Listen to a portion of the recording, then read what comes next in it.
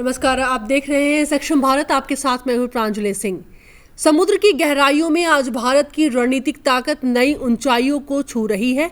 स्वदेशी तकनीक, परमाणु निवारण की मजबूत रीढ़ और आत्मनिर्भर भारत के संकल्प के साथ भारतीय नौसेना की पनडुब्बी शक्ति आज राष्ट्रीय सुरक्षा का सबसे सशक्त स्तंभ बन चुकी है। आईएनएस अरिहंत से लेकर अत्याधुनिक कलवरी क्लास तक भारत की अंडर वाटर ताकत दुनिया को साफ संदेश देती है कि भारत सतर्क भी है, सक्षम भी है और पूरी तरह तैयार भी। आज सक्षम भारत में चर्चा इसी पर।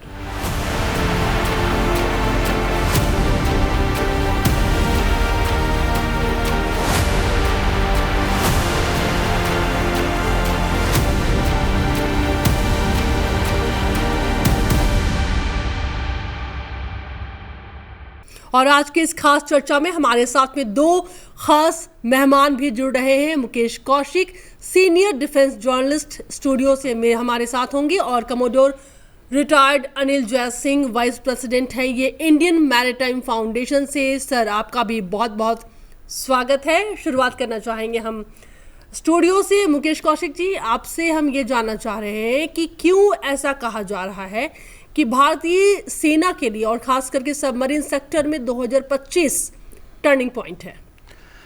देखिए, कुछ दिन पहले ही भारत के राष्ट्रपति, जो तीनों सेनाओं की सुप्रीम कमांडर हैं, उन्होंने सबमरीन शॉर्ट ली और भारत की उस ताकत पर भरोसा जताया कि भारत की जो अंडर वाटर कैपेबिलिटीज़ हैं उसमें देश के सर्वोच्च पद पर बैठे सुप्रीम कमांडर का पूरा यकीन है। और इसी यकीन को सामने लाते हुए द्रौपदी मुर्मू जी वागशीर क्लास की सबमरीन में बैठी। तो देखना है कि एरिया ऑफ ऑपरेशन हमारा हिंद महासागर में पूरा फैला हुआ है। साथ में दो प्रतिद्वंदी देश भी हैं जिनसे चाइना से हमारी उतनी अच्छी दोस्ती नहीं है, पाकिस्तान सीधा सीधा दुश्मनी है। तो हिंद महासागर की इन दो ऑपरेटिंग ताकतों के बीच हमें अपने आप को और समुद्र के भीतर की ताकत को मजबूत करना है। तो ऐसे में हमको साइड पॉइंट बाय पॉइंट देखना होगा कि हमारी ऑपरेशनल ज़रूरतें क्या हैं, आज की हमारी सबमरीन फ्लीट की किस हालत में है, स्ट्रेटेजिक इम्परेटिव क्या हैं, टेक्नोलॉजी के स्ट्रेंथ और हमारी कमजोरियां क्या हैं। तो अगर देखा जाए, आप सबसे पहले अगर हम लोग इसकी स्ट्रेंथ पर आ जाएं तो भारतीय नौसेना 17 से 18 पनडुब्बियाँ ऑपरेट कर रही हैं। इसमें 2 परमाणु पनडुब्बियाँ हैं जो स्वदेश में बनी हुई हैं, 6-7 कलवारी क्लास की पनडुब्बियाँ हैं जिनकी फ्रेंच टेक्नोलॉजी है, उसके बाद रशियन ओरिजिन की किलो क्लास पनडुब्बियाँ हैं, 4 जर्मन क्लास की शिशुमार हमारे पास हैं। ये एक कॉम्बिनेशन हमारे पास है जो इस हमको अंडर वाटर कैपेबिलिटीज़ को हमारी मजबूत करता है। अनिल सर, आपसे भी मेरा यही सवाल है कि 2025 एक टर्निंग पॉइंट माना जा रहा है। आप इसको और इस सवाल को किस तरीके से देखते हैं? कैसे भारतीय सेना के लिए बहुत कुछ बदलता हुआ नज़र आ रहा है अंडर वाटर पावर की अगर हम बात करते हैं तो? देखिए, जहां तक हमारी पनडुब्बी शक्ति का सवाल है, 58 साल में भारतीय नौसेना ने बहुत तरक्की की है। इसमें 58 साल पहले 8 दिसंबर 1967 को हमारी पहली पनडुब्बी कमीशन हुई थी, आईएनएस कलवरी, पहली कलवरी। और उसके बाद 71 की युद्ध छड़ी, उसकी बाद 4 और हमने उसके बाद अक्वायर की। तो उस शुरुआत से आज जब हम, जैसे मैंने पैनलिस्ट ने कहा कि हमारे पास 2 SSBN हैं। परमाणु शक्ति की जो पनडुब्बियां होती हैं वो भी 2 किस्म की होती हैं। एक होती हैं जो स्ट्रेटेजिक डिटरेंस के लिए इस्तेमाल की जाती हैं, जो परमाणु, जिसके हथियार भी परमाणु होते हैं, बैलिस्टिक मिसाइल्स होते हैं, न्यूक्लियर पावर्ड।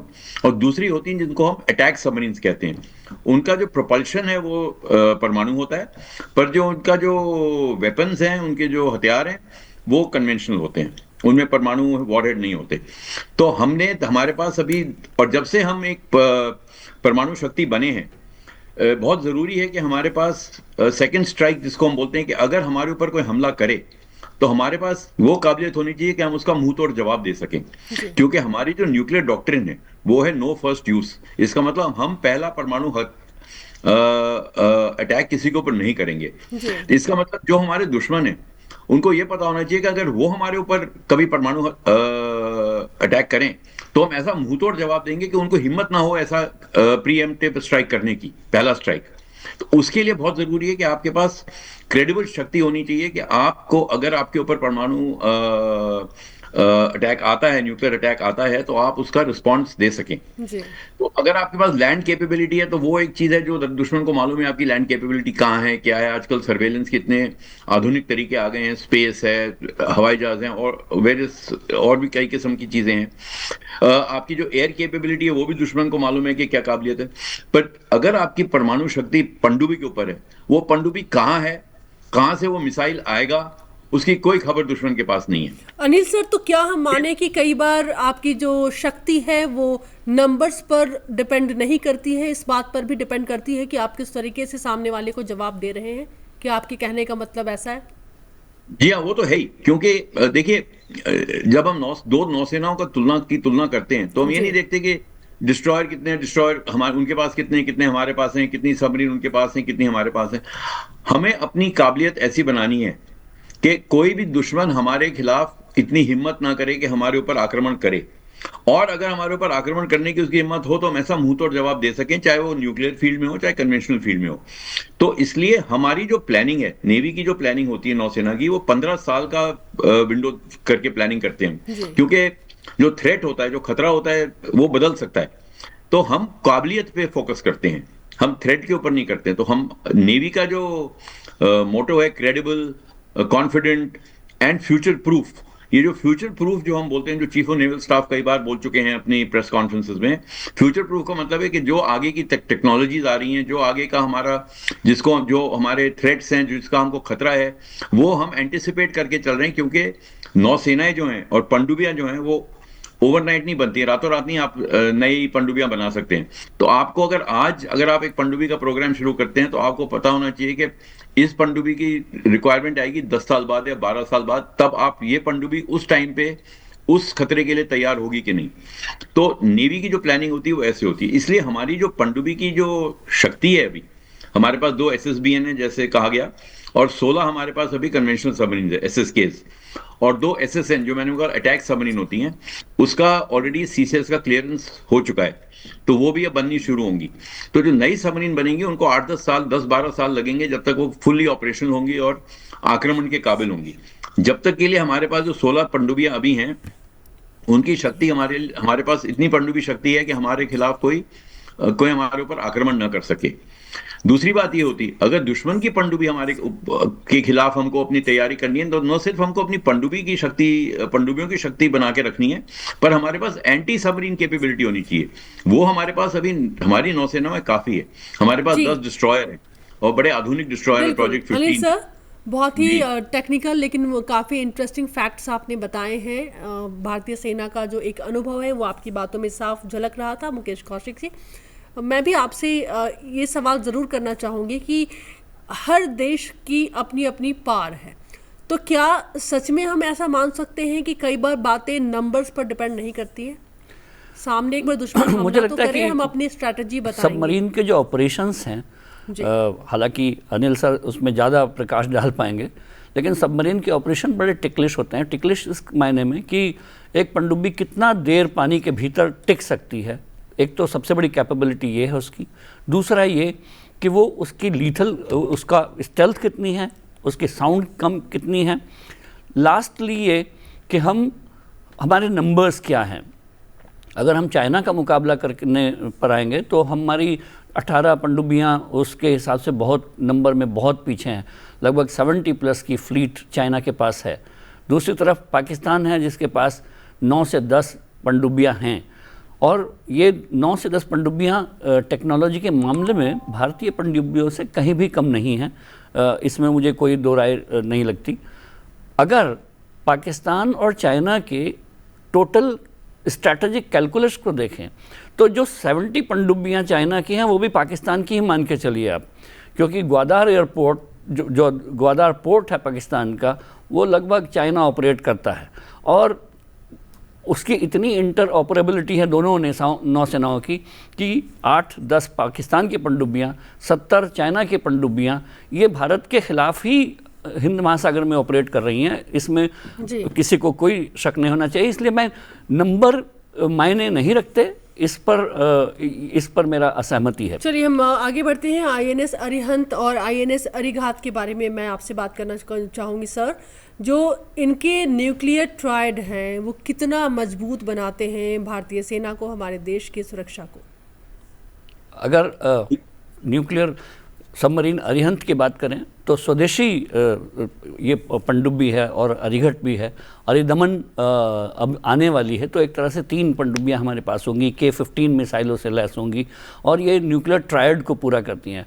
और जैसा कि हमारे अनिल जी बता रहे थे, पनडुब्बी में रखी हुई परमाणु मिसाइल ही वो सबसे सुरक्षित जगह है जहाँ से आप सेकेंड स्ट्राइक कर सकते हैं।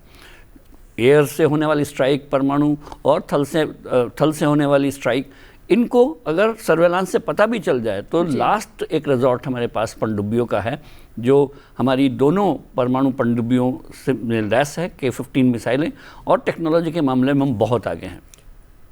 अनिल सर, आपकी क्या राय है मेरे सवाल पर? जो एक न्यूक्लियर ट्रायड है इन दोनों सबमरीन्स का, इसको लेकर के आप हमें कैसे एक्सप्लेन करेंगे?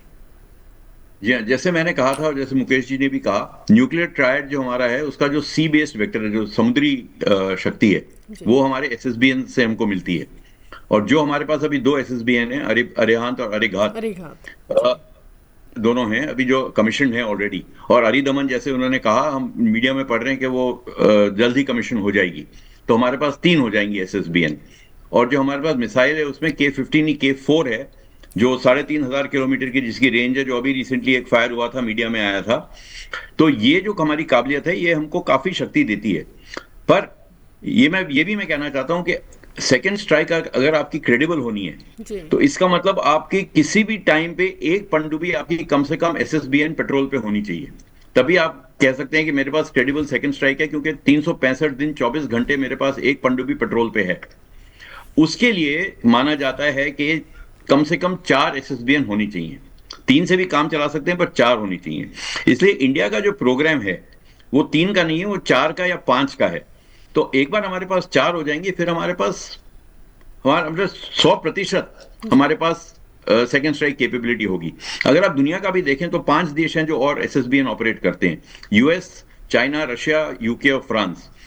US, चाइना और रशिया का तो खैर उनका स्ट्रैटेजी अलग है, वो तो ग्लोबल पावर प्रोजेक्ट करना चाहते हैं, तो उनके पास ज्यादा पनडुब्बियां हैं। पर अगर आप UK और फ्रांस का देखें, उन्होंने शुरू से पिछले 55 साल 60 साल से 4 SSBN अपने फोर्स में रखी है हमेशा, और उन 4 SSBN से 55 साल तक उन्होंने क्रेडिबल सेकेंड स्ट्राइक अपनी मना के रखी है। किसी भी टाइम पे 365 दिन उनकी कम से कम एक पनडुब्बी पेट्रोल पे होती है।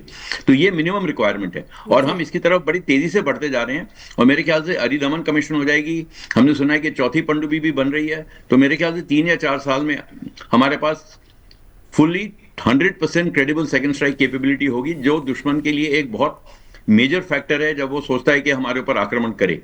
ये तो रही हमारी पनडुब्बी शक्ति। अरिहंत और अरिघात के अलावा जैसे ही हम बात अरिदमन की करते हैं तो उसे क्यों परमाणु का ब्रह्मास्त्र कहा जाता है? इन सारे शब्दों का अगर इस्तेमाल एक और पनडुब्बी के लिए किया जा रहा है तो इसके पीछे आप क्या कारण देखते हैं? क्या कुछ खास, क्या कुछ अलग? जी, अरिहंत और अरिघात जो थे, वो अरिहंत जो बनी थी तो वो एक तरह से टेक्नोलॉजी डेमोन्स्ट्रेटर थी, क्योंकि ये एक टेक्नोलॉजी है जो आपको कोई और आपके साथ बांटेगा नहीं। आपको खुद स्वदेशी आत्मनिर्भर इंडिजिनाइजेशन से आपको बनानी है। तो और कहा जाता है कि जो SSBN होती है वो स्पेसशिप से ज्यादा कॉम्प्लिकेटेड होती है, तो स्पेस क्राफ्ट से भी ज्यादा कॉम्प्लिकेटेड होती है। तो ये पूरा सब कुछ हमको खुद करना पड़ा है। तो जो टेक्नोलॉजी हमने डेमोन्स्ट्रेट की, हमने काबिलियत दिखाई अपने इंजीनियर्स की, अपने डिजाइनर्स की, अपने शिपयार्ड्स की, अपनी इंडस्ट्री की, कि हम इसको बना सकें। और इसके बाद इसके ऊपर बहुत ट्रायल्स हुए। जब तक हम 200% कॉन्फिडेंट नहीं हुए कि ये पनडुब्बी बिल्कुल बढ़िया बनी है और खूब ठीक तरीके से हमने SSBN का रोल निभा सकती है, हमने अरिघात को फिर कमीशन किया। तो अरिहंत और अरिघात हमारा एक तरीके से एक्सपेरिमेंट था SSBN के साथ, और ये बहुत सफल एक्सपेरिमेंट रहा। आपको मालूम है 2018 में अरिहंत को पहले पेट्रोल पे भेजा गया, डिटरेंट पेट्रोल जिसको कहते हैं। उसके बाद प्रधानमंत्री ने उनके क्रू के साथ बातचीत भी की, उनको दिल्ली बुलाया, उनको बहुत एनकरेज किया। तो ये बहुत सक्सेसफुल डिप्लॉयमेंट था। और एक और चीज है, जो SSBN होती है उसका खाली मिसाइल फायरिंग उसकी कैपेबिलिटी नहीं होती। मिसाइल फायरिंग तो कोई भी सबमरीन से मिसाइल आप फायर कर सकते हैं। जी। जो आपका कमांड एंड कंट्रोल आर्किटेक्चर है, मतलब आप सोचिए जो कमांड अथॉरिटी आपकी दिल्ली में बैठी है, न्यूक्लियर कमांड अथॉरिटी, जो प्रधानमंत्री के नीचे होती है, जी।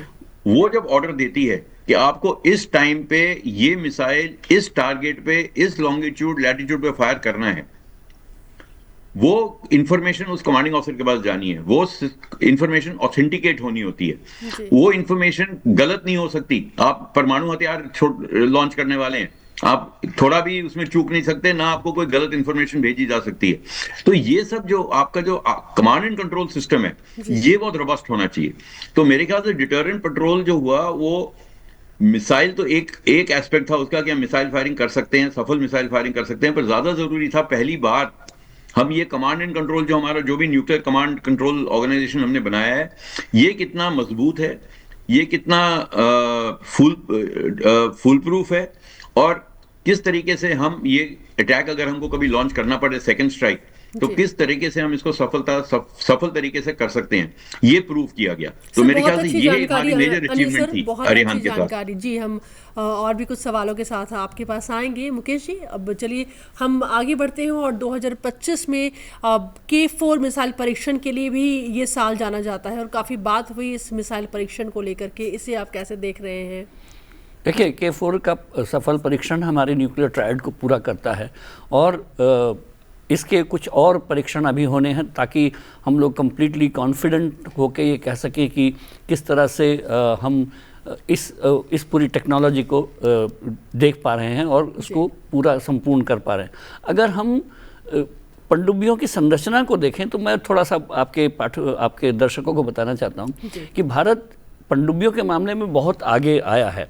जैसे कि जो ट्रेडिशनल पनडुब्बियाँ हम लोग ऑपरेट करते थे तो वो बैटरियों से संचालित थी। बैटरियों को चार्जिंग करने के लिए एक तरह से सांस लेने की आवश्यकता होती है, तो ऑक्सीजन लेने के लिए पनडुब्बी को बाहर आना होता है।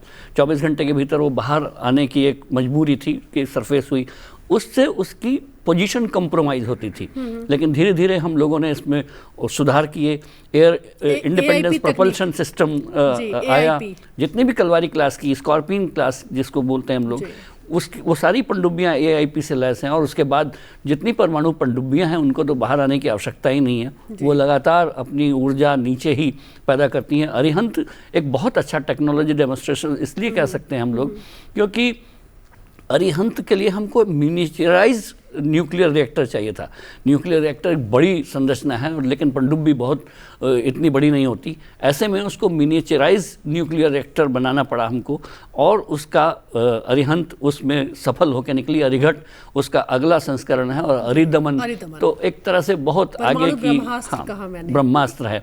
तो ये आपने अगर टर्निंग पॉइंट कहा है 2025 को, तो 2026 से लेकर आप 2030 तक देखेंगे कि भारत की capabilities technology wise, number wise, ये दोनों ऊपर जानी हैं।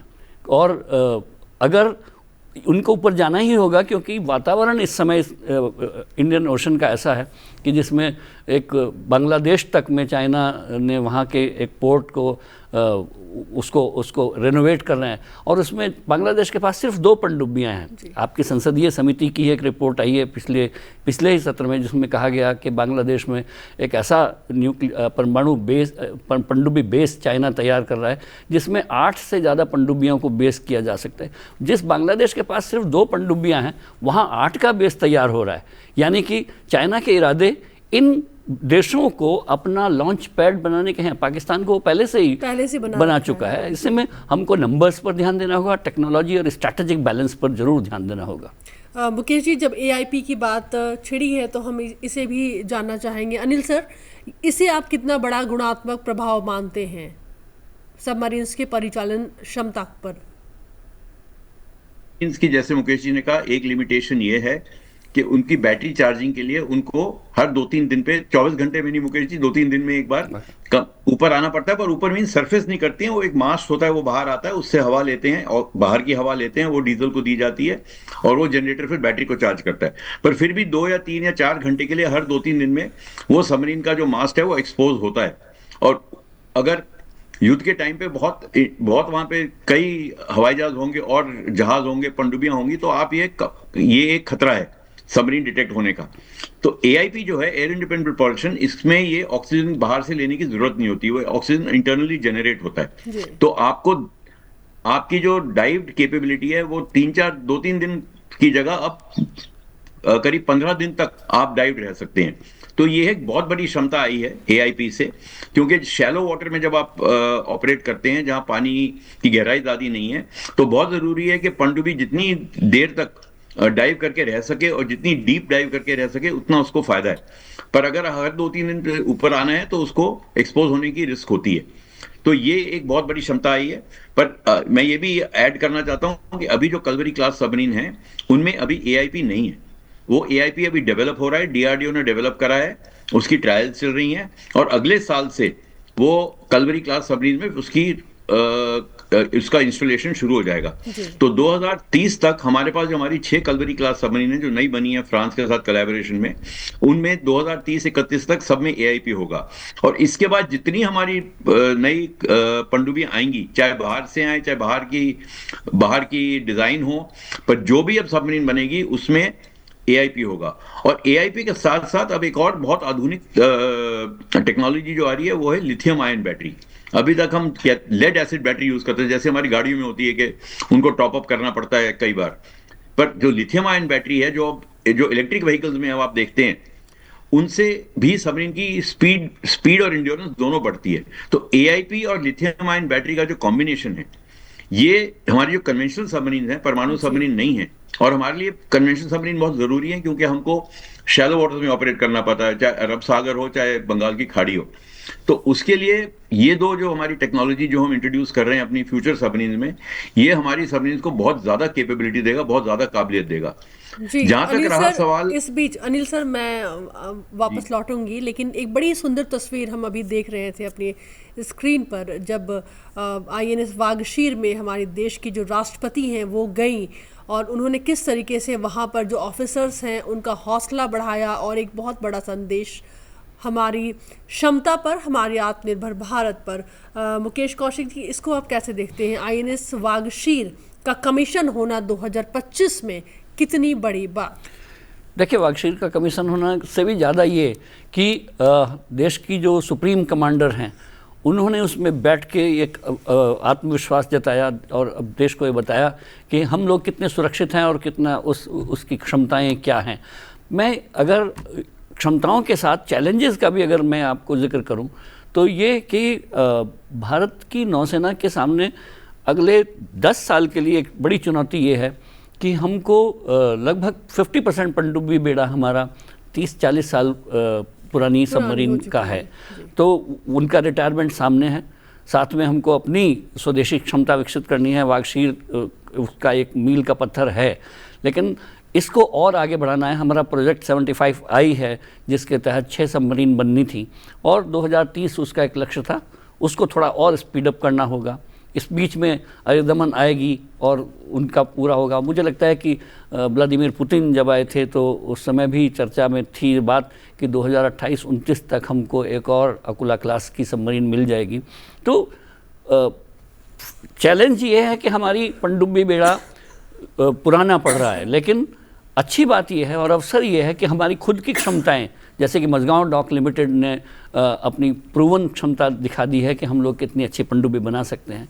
L&T प्राइवेट सेक्टर का एक ऑपरेटर है, उसके पास बहुत L&T ने काफ़ी भूमिका इसमें निभाई अपनी अरिहंत क्लास में, और हमारे देश में खुद का अपना इतना इंफ्रास्ट्रक्चर पैदा हो चुका है कि हम लोग खुद की अच्छी पनडुब्बियाँ बनाने में सक्षम हैं जी। बस एक विल पावर की ज़रूरत है कि हम कितनी तेज़ी से उस कदम को आगे बढ़ा सकते हैं। और 75I जैसे प्रोजेक्ट अगर इसमें देरी हो रही है तो इसके बारे में भी सोचने की ज़रूरत है कि कारण क्या है और कैसे इसे जल्दी से जल्दी जो है वो भारतीय नौसेना को सौंपा जा सकता है। इसके तहत जितनी भी पनडुब्बियाँ बननी हैं, ऐसे में अनिल सर जो एक लक्ष्य है हमारा कि हम 2037 तक 230 तकरीबन जो एक नंबर्स आए हैं भारतीय सबमरीन्स का लक्ष्य है, इस नंबर्स को आप कैसे देख रहे हैं? हमारे जो चीफ नेवल स्टाफ है उन्होंने अपनी प्रेस कॉन्फ्रेंस में कहा था कि 200 से ज्यादा जहाज होंगे हमारे पास 2035 तक जी। 200 से ज्यादा नेवी की फ्लीट होगी। पर हमारे पास पनडुब्बी मेरे ख्याल से अभी जैसे मुकेश जी ने कहा कि कुछ पनडुब्बियां पुरानी हो रही हैं, इनका रिप्लेसमेंट भी होना है।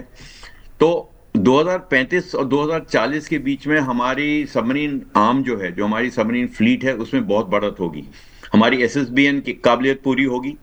हमारी 2 एसएसएन जो ऑर्डर हुई हैं, जो सीसीएस ने क्लियर की हैं, वो कंप्लीशन के पास होंगी।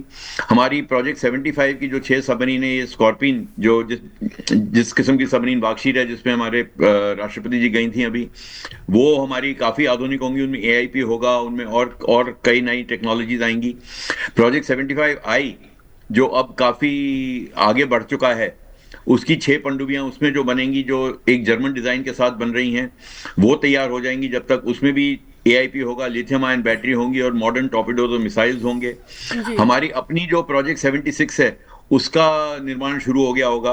तो 2035 और 2040 के बीच में जो हमारी पनडुब्बी काबिलियत है, उसको बहुत बढ़त मिलेगी, चाहे वो स्ट्रेटेजिक हो जिसके लिए एसएसबीएन होंगी, या वो ऑपरेशनल हो जिसके लिए एसएसएन होंगी, या वो टैक्टिकल रिक्वायरमेंट हो जिसके लिए हमारे पास 15 से 20 एसएसके होंगी, जो कन्वेंशनल सबमरीन को हम एसएसके कहते हैं। तो हमारे पास 15 से 20 आधुनिक एआईपी के साथ, लिथियम आयन बैटरी के साथ, टॉर्पीडोज के साथ, लैंड अटैक मिसाइल के साथ हमारे पास 15 से 20 नई सबमरीन होंगी। तो मेरे ख्याल से कुछ साल हैं जब हमारी स्ट्रेंथ थोड़ी कमजोर रहेगी, अगले 5-6 साल, पर उसके बाद एकदम बढ़त आएगी हमारे सबमरीन प्रोग्राम्स में। तो क्या मुकेश जी माने कि जो एक शब्द है ब्लू वाटर नेवी भारत के लिए कहा जा रहा है, भारत वास्तव में बन चुका है? अनडाउटेडली अगर मुकाबला करें चाइना का भी, तो चाइना भी भारत की नौसेना से पंगा लेने में डरता है, क्योंकि भारतीय नौसेना ने वो ताकत पैदा की है हिंद महासागर को पेट्रोल करने का। हिंद महासागर ने भारतीय नौसेना को, और नौसेना ने हिंद महासागर से बहुत कुछ सीखा है। और इतना बड़ा समुद्र को ऑपरेट करते हुए जो सिर्फ सरफेस के शिप ही नहीं, अंडर वाटर कैपेबिलिटीज़ इतनी अच्छी डेवलप की हैं कि हम लोग किसी से भी मुकाबला करने में सक्षम हैं। और ये ऑपरेशन सिंदूर के दौरान आपको देखने को मिला होगा कि जहां पाकिस्तान की नौसेना को बंधक बनाकर रखा भारतीय नौसेना ने, पूरी तरह से उनको हिलने तक नहीं दिया। एक और नया डेवलपमेंट है जो इस समय अंडर वाटर कैपेबिलिटीज़ में हो रहा है, वो ये कि हम लोग अंडर वाटर ऑटोनोमस व्हीकल बना रहे हैं।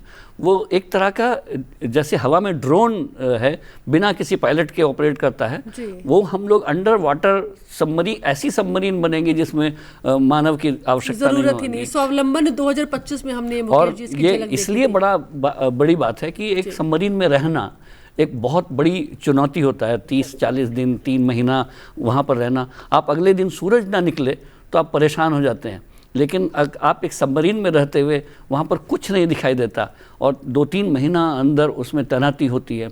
लोगों की क्लॉक ख़त्म हो जाती है बॉडी की, उनको पता ही नहीं होता कि दिन हो रहा है कि रात हो रही है। ऐसे में हम लोग एक अच्छे सबमरीन तैयार कर रहे थे। अंडर वाटर ऑटोनोमस ड्रोन इसमें क्रांति होगा, जिसमें कि आप एक से ज़्यादा व्हीकल अंदर छोड़ सकते हैं और उनको सतह पर बैठकर ऑपरेट करते रहेंगे हम लोग, और ये नेवी की नई ताकत बन के उभरेगा। बहुत अच्छी जानकारी मुकेश जी, बहुत बहुत शुक्रिया। अनिल सर, बहुत बहुत शुक्रिया। काफ़ी अहम जानकारियाँ मिली हैं आप लोगों के माध्यम से, और ये जानकारियाँ उम्मीद है कि हमारे दर्शकों के लिए काफ़ी काम लायक भी होंगी। एक बार फिर से हमारे दर्शकों का भी बहुत बहुत शुक्रिया। देखा जाए तो भारत की पनडुब्बी शक्ति विश्वसनीय, सक्षम और भविष्य के लिए भी पूरी तरह से तैयार है। स्वदेशी निर्माण, अत्याधुनिक हथियार प्रणाली, यही है भारत की असली ताकत। हिंद महासागर में शांति, स्थिरता और सुरक्षा के लिए भारत की मौजूदगी न केवल जरूरी है बल्कि निर्णायक भी है। इसी विश्वास और गर्व के साथ आज के लिए इतना ही। आप देखते रहे संसद टीवी। जय हिंद।